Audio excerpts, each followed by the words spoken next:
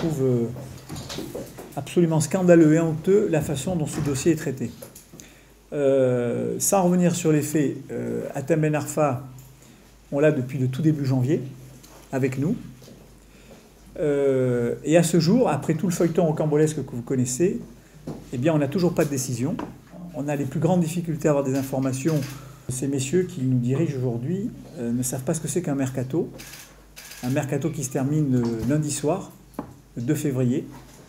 Et aujourd'hui, vous avez un club qui est lourdement pénalisé.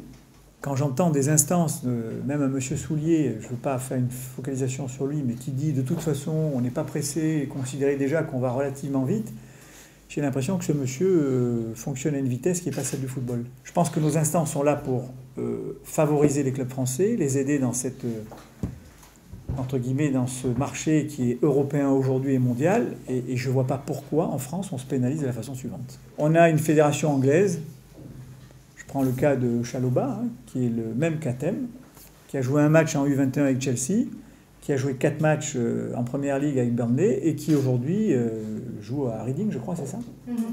Voilà, qui joue tranquillement. La FIFA, bien évidemment, n'a rien à dire, puisque ça dépend de la fédération anglaise. Donc il n'y a aucun sujet, aucun problème.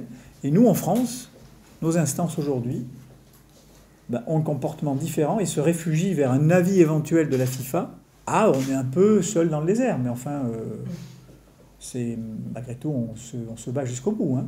Non, je pense que c'est pas ni, je pense que c'est un manque de courage de nos instances. Encore une fois, la situation avec Hatem, on va la voir. Vous savez, moi, je suis désolé pour ce garçon qui a manifesté depuis qu'il est là un remarquable état d'esprit, qui s'est impliqué dans le club.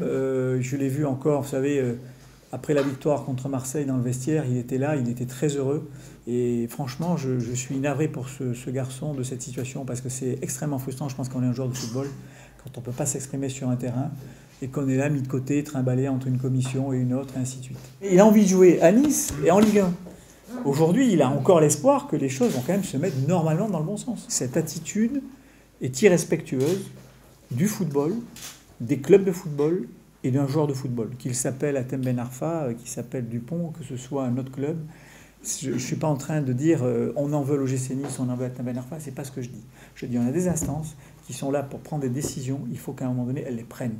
Malheureusement, dans notre cas de figure, on va avoir des décisions qui vont être tellement tardives qu'elles vont être très pénalisantes pour tout le monde. Si elles venaient à être négatives. Et franchement, j'espère qu'elles ne le seront pas, parce que sinon, je vous assure, on ira jusqu'au bout.